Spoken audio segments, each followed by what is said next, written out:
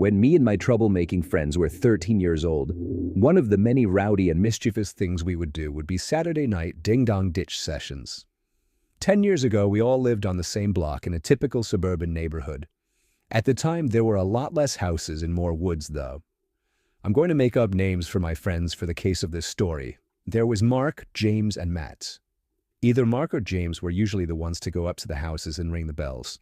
Matt and I, on the other hand, would usually find hiding spots right away. We hit about 5 or 6 houses. I remember all of the men who answered the doors gave pretty much the same reactions. They'd step out onto the stoop, 1 or 2 would yell something, and then they'd walk back inside. For a couple of houses, we'd ring the bell again for a better reaction.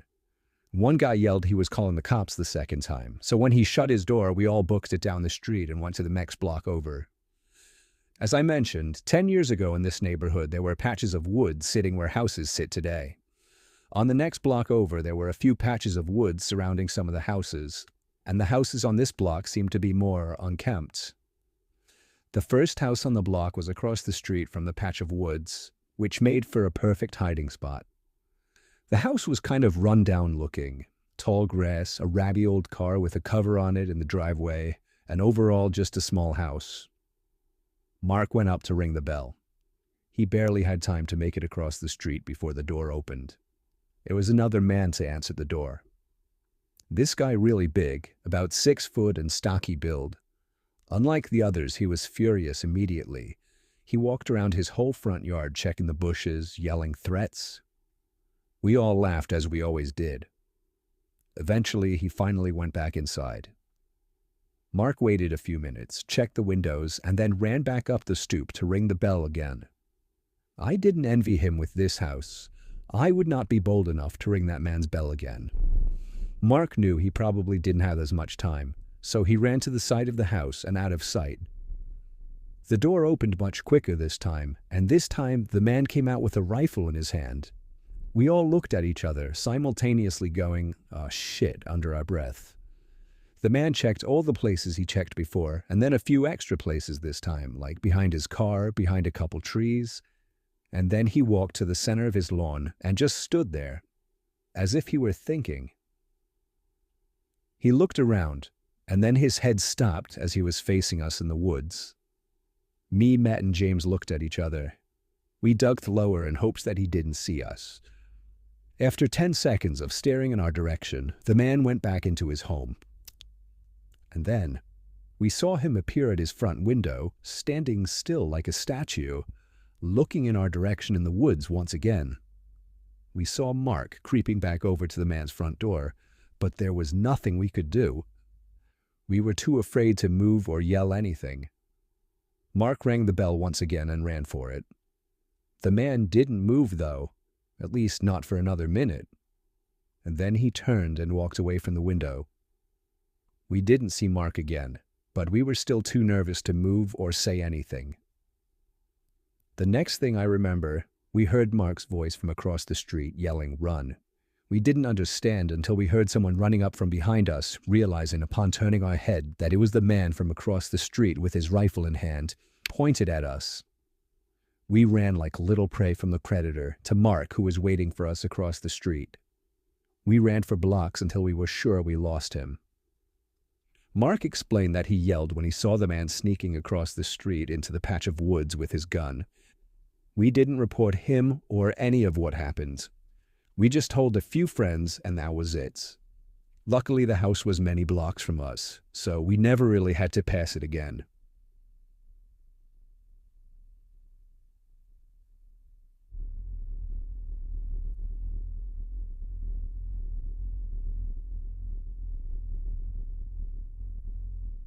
I lived in a house from hell for a couple of weeks. I was a college student, and my parents were paying for a house for me to live in. I'm spoiled, I know. Well, the house was modest, nothing fancy or huge, and I was happy with it. Well, for the first few days anyway. Then things quickly started getting strange. On a rainy Saturday with nothing to do, I was watching TV for a few hours. That was when I heard a scrape on my living room floor. I looked around the room thinking an animal got into the house or something. I sat back down and resumed watching TV. That was the first weird occurrence. The rain continued throughout the rest of the day and into the night, which made for an excuse to not go out. I stayed in watching more TV in the living room. I perked up when I thought I heard something from the kitchen. Laughably, I took a pillow with me as, I guess, some sort of weapon and walked over to the kitchen doorway. There, in the middle of the dark kitchen, was a box of Cheerios on the floor, spilling out hundreds of the tiny O's. I had no idea how that could have happened. Nevertheless, I dropped the pillow and began cleaning up the Cheerios off the floor. As I was doing so, I heard a creak, like the sound weak areas of a wood floor make when someone steps on them. It was by the kitchen table. I looked up, but nobody was there. I knew I was going crazy now. Every little sound must have been making me paranoid. I cleaned the Cheerios and went back to watching TV. The thunder outside was getting louder as the bulk of the storm seemed to be passing overhead. Yet I found it to be strangely relaxing. That was the last thing I remember, appreciating the sound of the storm outside, before waking up from what seemed to be an hour-long doze. The TV was still on, but that wasn't what woke me. I remember believing I woke up to a bang or thud from downstairs. Regardless, I turned off the TV and marched upstairs to bed. The next day was normal, as was the day after that. It wasn't until the next gray, rainy day that strange things started happening again. I woke up in my bed that morning feeling like I had been drinking all night the night before. I felt sicker than I'd ever felt with any hangover before. I didn't do much walking around that day. The gloomy, dark weather only made me more bedridden. I left the TV in my bedroom on all day just as background noise, with a garbage pail by my side in case I had to puke. At midday, I muted the TV after hearing sounds coming from above me.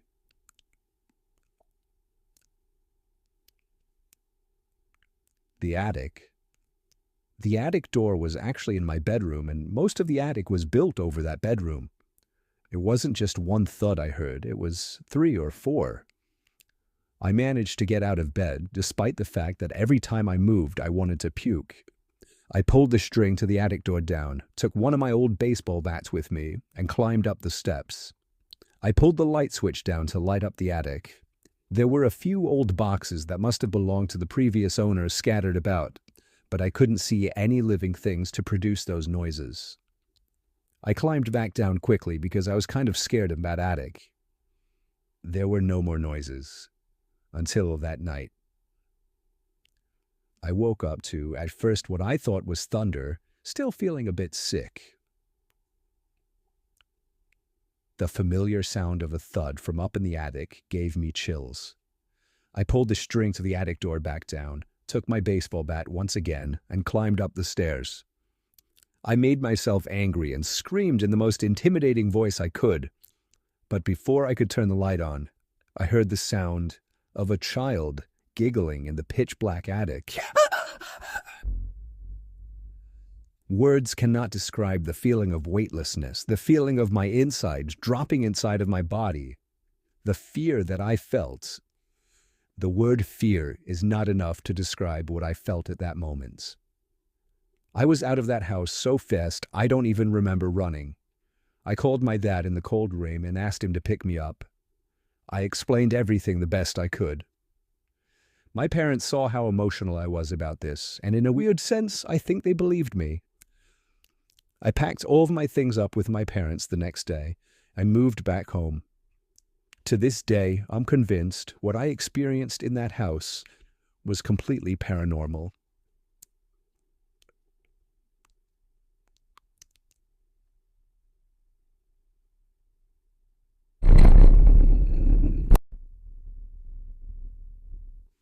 I used to work as a maid for some old lady for a couple of weeks when I was 20. She had a really big yet old house on a property that could have been beautiful if she had actually taken care of it. She had 2 acres of land surrounded by woods in 3 directions and the road on the other. The house itself was ancient, mostly made of wood, and the interior was really, really dark. She would often keep the blind shut in some rooms for reasons I didn't understand. I would sometimes open the blinds to let some sunlight in, only to find that she'd have shut them by the next time I entered the room. She lit some rooms by candle, which made the house seem even more prehistoric from the inside. To top it off, the wood floors were creaky as hell just about everywhere in the house. The woman's name was Mel. She was around 70 years old. The kind of work Mel would have me do would be mostly physical stuff that she couldn't do very well anymore, like sweeping, dusting, cleaning dishes, doing laundry, sorting mail, and other things of that sort. One weekend, Mel asked me to sleep there for a night or two. The house had like 4 bedrooms, yet she lived alone, so it wasn't an issue. Well, this takes place over the course of the Friday and technically a Saturday as well. I arrived as per usual on Friday, speaking very few words to Mel. I dropped my backpack full of my clothes and cosmetics onto the bed in the bedroom that I was going to be sleeping in. As I turned to the door, I saw Mel standing by the doorway. She had a creepy way about her, and this entrance was no exception. She didn't say hello, which wasn't as weird as it sounds. She just instructed me to clean the bedroom right away. After that, she just told me to simply straighten up the whole house, and then she went upstairs. I didn't see her for the rest of the day, but I would occasionally hear her walking around upstairs in her bedroom. It was weird. She would seem to walk back and forth. There were no TVs in this house, so I didn't know what she could have been doing. One thing that I found bizarre was how protective she was of her basement. She made it clear it was completely off limits and she didn't want me going down there. Nighttime came and I went to bed early. This was before smartphones were a thing, so I didn't even know what time it was. It was probably 9 or 10 o'clock, though. For the first few hours, everything was peaceful. However, I still had trouble falling asleep, given that it was the most uncomfortable bed I'd ever been in. It felt like hours later that I started hearing footsteps outside my room on the creaky floors. It sounded like Mel was passing my room really slowly. Maybe she was just going to the bathroom. A few minutes later, I heard her footsteps again, but then she stopped outside my door this time. I sat up and listened. I could hear the creaking from behind the door of Mel standing there, and it was starting to creep me out. She finally walked away. I heard her go down the stairs, and then I heard a door open and close from downstairs. I had a feeling it was the basement door. It was a while later that I heard the door open and close again, and then heavy, slow footsteps coming up the creaky stairs. The footsteps once again came to my door, then stopped. I sat up once again to listen, and I could hear creaks of pressure on the floor outside the door. And then I heard the doorknob start to turn. I laid back down and pulled the sheets over me and pretended to be asleep. I heard Mel take a few steps into the room, pause, and then leave. She went back to her room and shut the door. I was a bit disturbed. This was very bizarre behavior. I waited about half an hour before deciding I had to see what was in that basement. I got out of the rickety bed, tiptoed to the door, and then tiptoed down the stairs the best I could. I opened the heavy basement door, flipped on the lights, and crept down the stairs. I made it to the bottom step and held in the urge to scream. There were 2 old wooden chairs, dead center in the basement, and there were 2 of what I could only describe as decaying corpses with wigs on them sitting in them. The sight of a bug crawling on one of them made me want to puke even more. I brought myself to walk deeper into the basement, closer to the corpses. I had to make sure they were real. Both of the corpses had men's wigs on them. The bigger of the 2 also had a beret on. I don't know much about corpses or their rate of decaying, but I'd say these corpses were both almost a year old. I felt like my heart stopped momentarily when I heard footsteps coming from upstairs on the first floor. I couldn't make it to the light switch. I had no time. I hid behind one of the couches in the base steps as I heard slow, heavy footsteps coming down one creaky stair at a time. I had my hands covering my mouth as I heard Mel reach the last stair. I heard her whisper my name. For half a second, I looked around the couch. and saw Mel halfway across the basement already with a big kitchen knife in her hands. I knew she would be too slow to catch me, so I ran for it to the stairs. She screamed my name and followed as fast as she could. When I made it to the first floor of the house, I ran upstairs to the bedroom I was sleeping in to grab my backpack. By the time I ran back downstairs, Mel was at the top basement step. I ran out the front door and to my car.